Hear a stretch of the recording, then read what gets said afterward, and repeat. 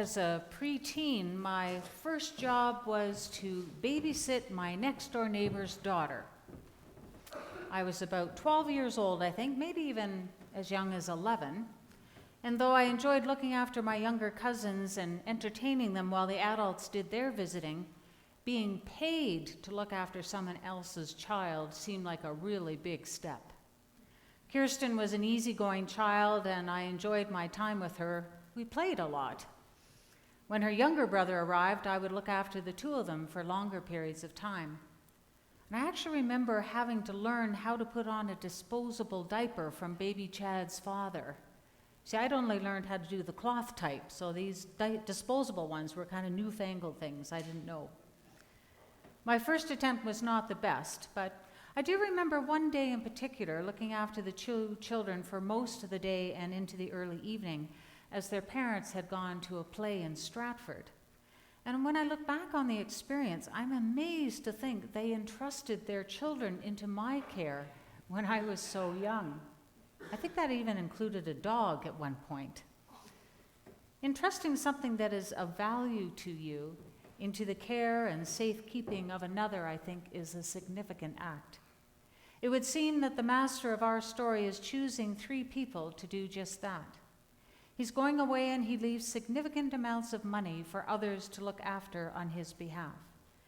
Any of us that have any kinds of savings or investments would appreciate how important trust is in that kind of relationship. Talk to those who suffered because of the Madoff Ponzi scam. Thousands lost their entire savings and more, all because they entrusted their livelihood into the hands of a person to whom they thought was trustworthy. Entrusting a loved one into the hands of another is significant as well. Say a child, or when a partner or parent moves to a nursing home or extended care facility. Will those PSWs and nurses be as attentive as each of us would be toward our loved ones? I know I am entrusting the well-being and safety of my own husband into the hands of the staff at Arbor Trails, and I would be devastated to learn that if he had not been cared for properly, not dissimilar to the victims of the nurse who euthanized many of her patients in her care at a nursing home facility in the recent past. Choosing the right doctor or dentist, trusting that their knowledge and expertise will keep us healthy, that's a level of trust. Our very lives depend on them and their expertise.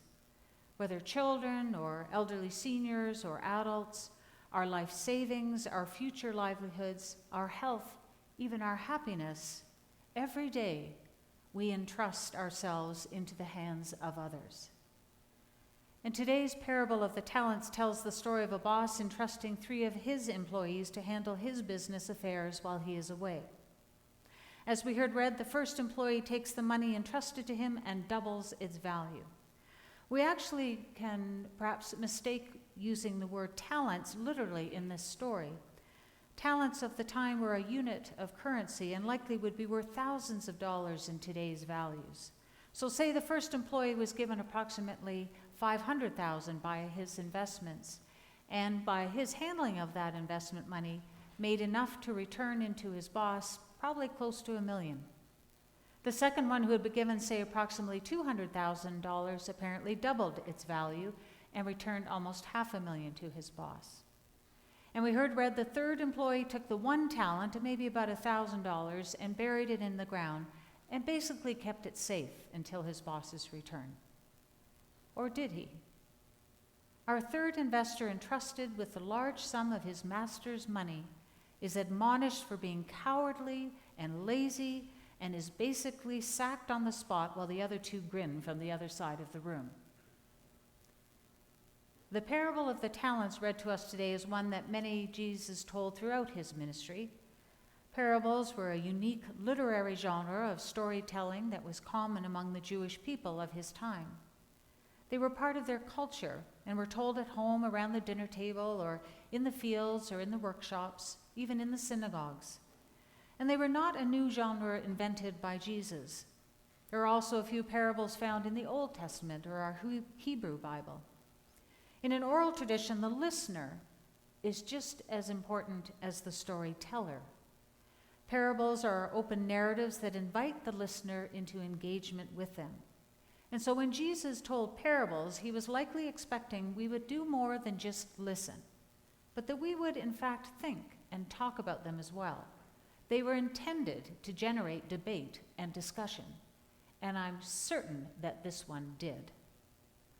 Well, I don't know about you, but for as long as I've heard this parable, I've understood it to mean that it's really a story about God entrusting us with gifts and talents that we are to make use of for the glory of God's kingdom. Right? Sound familiar? Heaven forbid if we should not use our God-given talents to make the world a better place. A fair interpretation. And yet modern theologians have begun to look at this parable with new eyes. What if the master of this story is not God, but in fact an all-powerful CEO of a money management empire whose only goal is to make himself richer and more powerful however he can? And what if his first two employees are like the similarly greedy and power-hungry types who will do anything, fairly and justly or not, to get ahead? What if, in fact, our third employee actually has some moral compass that directs him to see that this is not good legal or moral practice, and is in fact what we would today describe as a whistleblower? The context of this story is amidst a farming culture, where most people make a living by planting and harvesting. They work hard from sunrise to sunset, hoping and praying for good weather and a good harvest so that they can pay their taxes, feed their families, and have a roof over their heads. For most of these people, there are no shortcuts or money schemes, no quick windfalls. You work hard, you make your living. The third employee rightly accuses his boss, saying to him, "You reap where you do not sow, and gather where you did not seed." He's onto his scheme, and he wants no part of it. The employer makes his fortune not by his own labor, as most do, but by the dishonest efforts and exploitation of others. This third possible reading of the parable is an interpretation that comes from scholars like Ched Myers and Stan Duncan. They raise the question, what if this is a parable of critique rather than commendation? Or in other words, what if Jesus is telling this story to challenge what is, rather than to offer instruction of how things should be? And so perhaps it has less to do with talents or gifts and more to do with oppression and power. Is Jesus, in fact, perhaps challenging the cultural norm of taking what is not yours by power and intimidation and making the rich richer and the poor poorer? In her blog, Faith Ministry, Muriel Schmidt writes that altogether modern theologians like Ched Myers and Eric DeBode, who espouse this alternative reading of this parable, understand it is a clear and strong critique of our capitalist system, where the rich get richer and the poor are poorer, and where exploitation is the base of an economic system benefiting only a few. Matthew chapter 25, verses 31 to 46, the text where Jesus calls his followers to feed the hungry and to welcome the stranger and clothe the naked, to visit the imprisoned, follows directly this parable of the talents. And the connector between both texts may well be this third slave who, thrown out of his master's house, is now among those in need of food, clothing, and shelter. Modern interpreters of this parable notice that the master in the story is a member of the unjust elite. The type of investing happening in this story was done by the 1%, which would be royalty and the ultra-rich. The sums that are being bandied about are exorbitant amounts, not the kind of money an average master would have. The investment options available at the time were in the currency exchange business at the temple, and we know what Jesus thought of that. Or land mortgage loans to smaller farming families at super high interest rates that often resulted in foreclosure and further indebtedness. These investors then deposited their profits in the temple, sheltering it both from Roman taxes and from Jewish Jubilee laws, which you may remember were those kinds of laws that would only allow people to be in debt for a period of 7 years, and then those debts were forgiven so they could have a fresh start again. And if they had lost their land in that period of time, it would be returned to them so that they could once again work the land and make their own living. The work of these elite investors was passed on to their slaves to keep the hands of the master clean. In this parable, we see the first two servants playing along with the system and being rewarded for their commitment. And yet the third servant, who follows the Torah and refuses to participate in this corrupt system, gets punished for his action. It is interesting to note that he buried the money in the ground. This is not only to protect it from theft and corrupt usage, it could also, some say, be interpreted as returning the money to God, who in Jewish thinking is the ultimate owner of the land. So in fact, he returned it to where it had been come from. I have often heard the phrase, "To whom much is given, much is expected." In the traditional telling of this parable, I heard it mean it was talking about my God-given talents and what I did with them.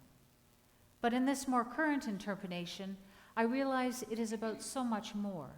Yes, we have all been entrusted with multitudes of talents, but what ultimately is our mandate? To make more, earn more, or in fact use what we have to ease the suffering and burden of our neighbors? To visit the sick and feed the hungry and clothe the naked? It seems unlikely that Jesus would have judged the poor by taking what they had and giving it to the rich, especially when you consider that the very next parable in this chapter is the parable of the sheep and the goats, and Jesus says, "Whatever you do to the least of these, you do to me." I think we have been influenced by a culture that tells us that there is not enough to go around. And so we are always striving for more for ourselves to have a sense of security. Yet maybe what we have is enough. I'm always astonished when I hear on the business news that such and such quarterly profits are down to a mere 1.2 billion. Really? Profits at 1.2 billion are a bad thing? And if more money went to workers' wages or benefits, that is said to impact the company profits. But what about the human worker, their families, their livelihoods, their education, their health? What if companies started thinking more about profits in human wellness and well-being? There is a lot to think about in this parable. No easy answers. But hopefully it might give us a chance to think a little differently, perhaps live a little differently, even act a little differently, perhaps risk a little more in order to help another. Entrustment is the very gift itself, for we have been entrusted with much, and so much is expected of us. May we earn that trust in how we live our faith each and every day. Amen.